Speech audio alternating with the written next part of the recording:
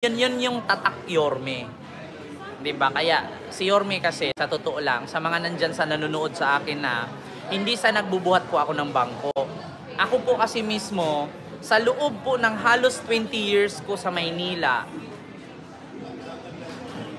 Ayoko nang sabihin yung the past kasi Yorme sorry Doon ko kasi nakilala si Yorme Lubos kasi kagawad din kasi tsuhin ko sa may bandang Honorio.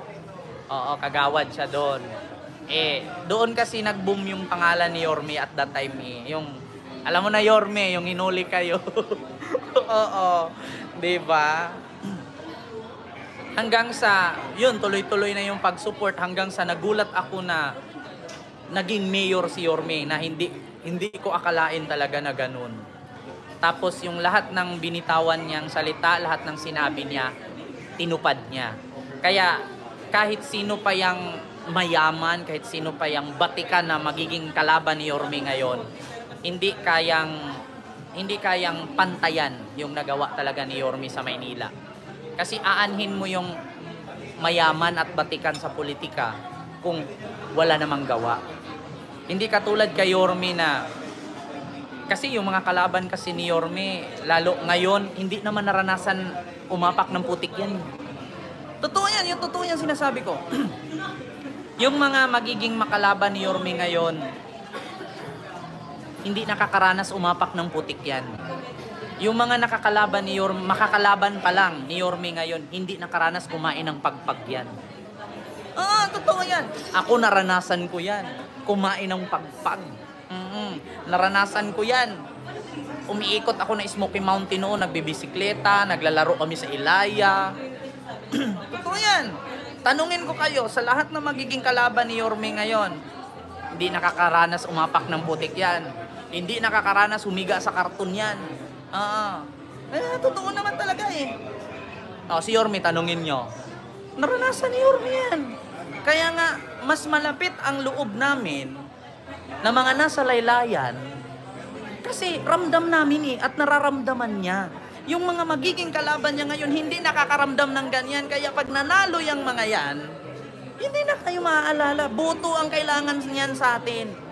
Yung mga boto natin ang kailangan nila. So pagkatapos mong iboto yan, hindi ka na maaalala niyan. Si Yorme kasi nakikita niya yung hirap. Naranasan niya yung hirap. Kaya ramdam niya kung gaano ano yung nararamdaman natin na mga nasa laylayan. Diba? Yun ang isipin natin. Alam ko, maraming mga taga Maynila dyan. Isipin ninyong mabuti. Huwag kayong, diba? Huwag kayong magpadala sa 10,000 ang ibibigay sa inyo. Huwag kayong magpadala sa 20,000 ang ibibigay sa inyo. Tandaan ninyo, yung 20,000, 3 taon ang kapalit niyan. Hindi ako nangangampanya. Pinaparanas ko lang sa inyo. 3 taon kapalit 20,000. 'Di ba? Ang 20,000, Diyos ko, pag ako pagastusin yan, isang sapatos lang yan. 'Di ba? Yung 20,000 na matatanggap mo sa eleksyon, isang sapatos lang yan. Pero yung 3 taon na hirap at gutom, raranasin mo. 'Di ba? Kung meron mang magbigay, tanggapin nyo. Diba? Walang nagbawal na pag binigyan ka ni ganito, binigyan ka ni ganyan, tanggapin mo. Pero iboto mo yung tama at nararamdaman yung hirap mo. Walang magbawal, tanggapin mo kaliwa kanan. Kahit ang mayor na tatakbo sa Maynila, 10, tanggapin mo lahat. Iboto mo lang yung totoo na may malasakit sa tao. Diba? Wolf sheep, bakit ka tumawa? Di ba? Totoo yung sinasabi ko. Oo. Nako. Naalala ko nga yung, kaya mo ba ate? Kayang-kaya. Anyari? Hindi ako naninira Naalala ko lang. Kasi, vlogger ako noon Nakasuporta ako dyan. Hindi mawawala yung mga videong in-upload ko niyan, ate. Pareho naman tayo ng layunin. Naumpisahan na natin, ate. Ipagpatuloy mo, kayang-kaya ba? Kaya mo ba? Ang sagot, kayang-kaya. Anong nangyari? 'Di ba? Kami wala naman kaming sama ng loob sa ngayon, sa kasalukuyan. Ang sa amin lang kasi, di ba, sana naintindihan nyo din. Kasi marami kasing nagagalit kay Yorme kung bakit daw tinawag siya walang utang na loob, tinawag na traidor. Hindi po traidor yan. Alam nyo naman kasi na, kung pagdating na sa yung tawag dito sa karapatan ng tao, yung nasa sagasaan na, hindi po walang kapatid, walang kaibigan diyan eh. Biruin mo yung nagtanim ka ng palay, tapos yung susunod sa iyo aani na lang, pero hindi inaabunuhan. Inaan mo yun, baby. Inaan mo, makapiret ako. 'Di ba? Example lang, si Yorme kasi nagtanim ng palay. Ngayon, nagbakasyon lang nag-abroad lang si Yorme. Ngayon, yung palay, iniwan niya sa kapatid niya. So ngayon, mag-aantay ka na lang na i-harvest, pero hindi mo inabunuhan. So paano ka ngayon makaka-harvest ng maraming palay kung hindi mo inaalagaan yung palay? Di ba? Oh, gets nyo ba ako? Ganun lang, napaka-simple. So ngayon, pag uwi mo galing abroad, i-check mo yung palay. Ano na nangyari sa palayan natin, ate? Bakit ang papayat? Bakit wala man lang chemical na inispray para tumaba? So, kung ako ngayon, nag-iwan ng palay, so anong sasabihin ko? Ngingiti na lang ako, yehe, yung palay namin ni ate, hindi lumago. Yung tanim naming palay ni ate, walang kwenta. Sa tingin mo, ginastusan yan eh. Di ba? Buwis ng bayan ng Maynila, mga tao ng Maynila ang ginastos dyan. Di ba? Oo. Buwis ng taong bayan ng Maynila ang ginamit dyan para mapalago yung tinanim na palay. Hindi mo pinulot yung ginastos dyan sa palay na yan. Tapos pag uwi mo, malalaman mo, anyari sa palay.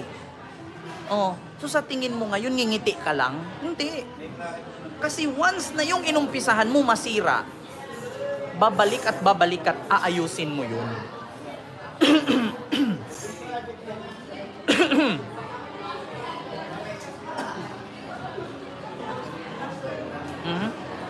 Di ba?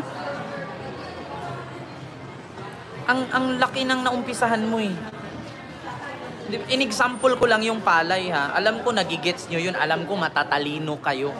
Alam ko matatalino ang mga taga Maynila. Simple lang. Simple lang. Sa palay ko lang dinaan. Or else, nag-alaga ka ng aso. Alaga ka ng aso. Ngayon, iiwan mo sa ate mo yung aso. Ang sabihin mo, ate, alagaan mo to. Mag-abroad lang ako. After 2 years, umuwi ka. Ate, anong nangyari sa aso? Ba't puro galis na?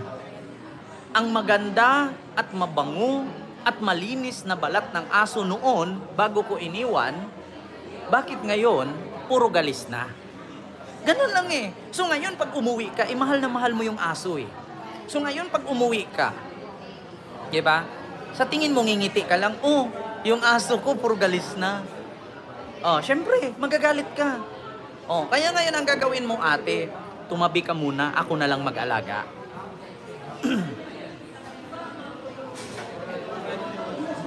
Diba? Simpleng paliwanag. Alam ko nagigits nyo yan.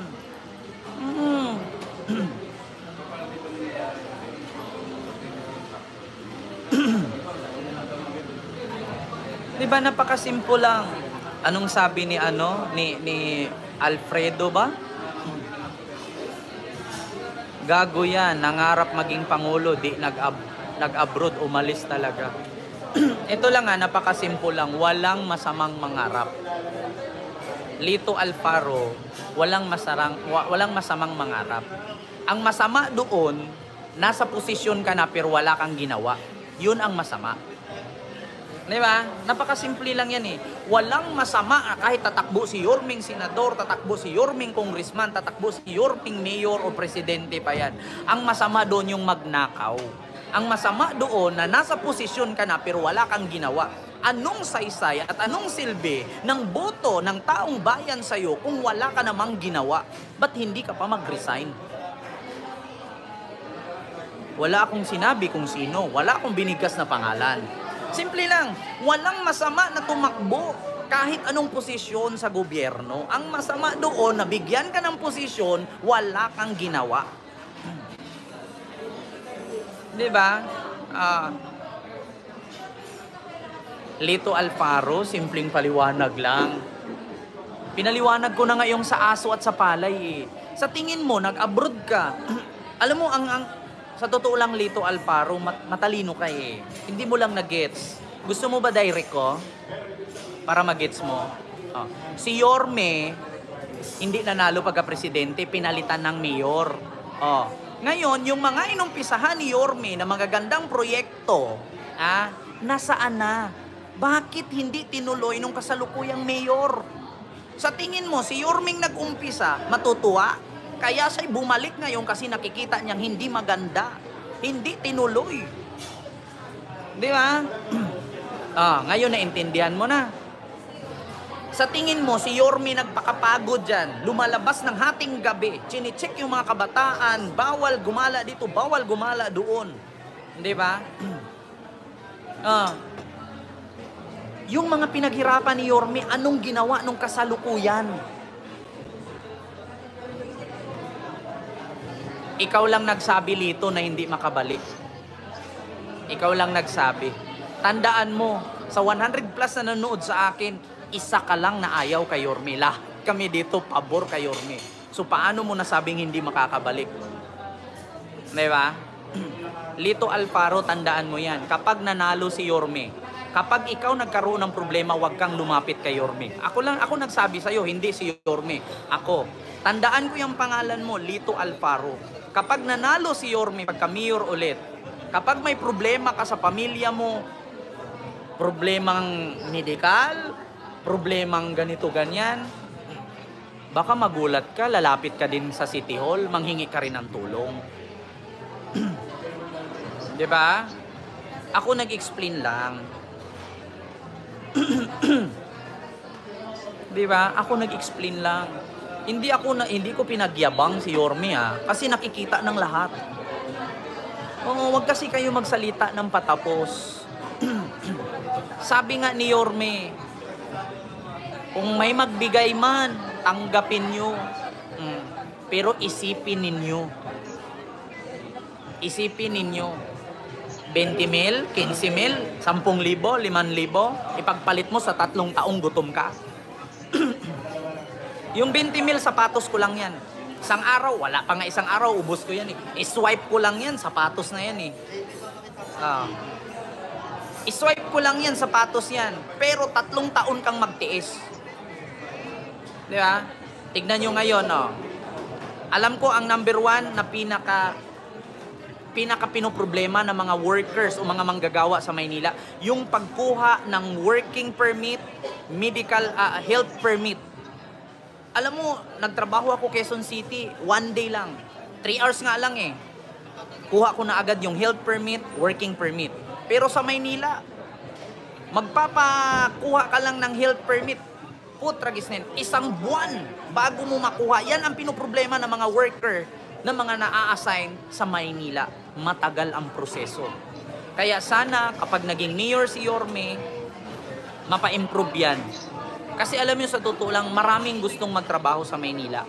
Kaso mas pinili nilang magtrabaho na lang sa Makati, sa Pasig, sa Quezon City, sa Mandaluyong, kasi mabilis kasi kumuha ng requirements. Yan talaga ang pinakamahirap na pagkuha ng requirements sa Maynila. Yan ang umaaray ang mga trabahante o mga manggagawa.